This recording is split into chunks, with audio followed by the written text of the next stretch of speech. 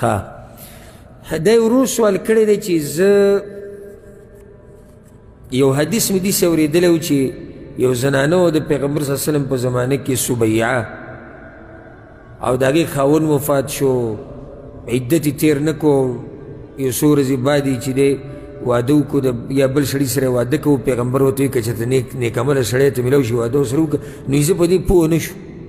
ځکه چې عدت خو د هغه ښځې چې خاوند یې مړ شي هغه 4 میاشتې 11 ورځې دی نو دې ولې عدت پوره نه تېره ولې ورته پیغمبر وایي چې نیک عمله سړی ته میلاو شي نو واده ورسره وکړه الجواب یو حدیث ته امام ابن ابي شیبه رحمه الله راوړی امام ابن ماجه هم راوړی دا روایت ته مسروق او د عمرو بن عتبه دی دا دواړو دا خبره لیکلې وه سبیعه بنت الحارث رضی الله عنها دا یو زنانه د پیغمبر صلی الله علیه وسلم په دور کې وه دې دواړو هغې ته دا لیکل ولېږل یسألانها عن امرهما عن امرها تپوس یې کوو د هغې د دې مسلې چې دا ستا څه مسله وه دا خاوند چې دې مړ شو د دې عدت ته څه خبره وه هغې ورته ولیکو واپس جواب انها وضعت بعد وفاة زوجها ب25 وی زما خاوند چې کله مړ کېدو نو زما په خېټه باندې بچی و او خاوند چې څنګه مړ شو نو 15 ورځې بعد زما زوی وشو یا ماشوم وشو نو د هغې نه بعد مې ځان تیار کړو چې که چېرته څوک مې غواړي نو چې ما وغواړي نو یو کس پې تېر شو ابو السنابل ابن بعکک هغه ورته ویې د سبیعې چې ولیده وی قد اسراتې ډېره تهدید یې ونه کړه اعتدي آخر الاجلین 2 نیټې دي د ماشوم د پیدا کېدو او یو نیټه 4 میاشتې 10 ورځې ده نو کومه چې پکې اخرنۍ ده هغې پورې صبر وکړه یعنې 4 میاشتې 11 ورځې صبر وکړه 4 اشهر و10 نو زه به پیغمبر صلی الله علیه وسلم پسې لاړم سبیعه وایي وی ما ورته یا رسول الله استغفر لی زما دپاره بخانه غواړه زما نه جرم شوی وی پیغمبر صلی الله علیه وسلم ورته وی وفي مذاک بخانه دې ولې غواړو څه چل شوی هغې ورته خپله قصه وکړه پیغمبر ورته ان وجدت زوجا صالحا فتزوجي نیک عمله سړی ته میلاو شي واده ورسره وکړه دې ورور ته دا اشکال دلته راغلی ځکه یې تپوس کړي او دا قسمه اشکالات هغه سړي ته راځي چې هغه مطالعه ډېره کوي او د علماو بیانونه اوري نو دا حدیث خو ښه صحیح حدیث ته الحمدلله اوس راځو دې حدیث دې مسلې له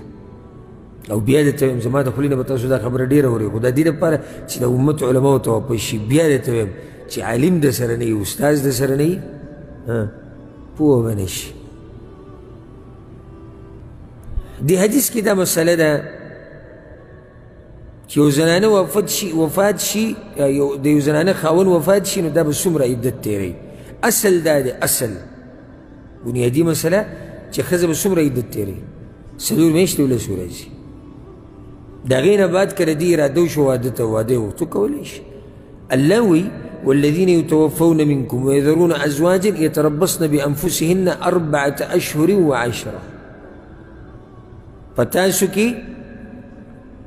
چې څوک مړه شي او شاته ښځې پرېږدي نو دا ښځې به عدت تېروي 4 میاشتې 11 ورځې خو د دې نه یوه ښځه مستثنا ده او هغې ته ویله کېږي حامل ښځه چې په خېټه باندې بچوي په خېټه باندې چې بچوي نو د هغې عدت ختمیږي د ماشوم د پیدایش سره کیدی شي لنډ شي کیدی شي اوږد شي اوږدېدی هم شي د 4 میاشتو 11 ورځو نه به اوړېدی شي او کیدی شي څه شي لنډ شي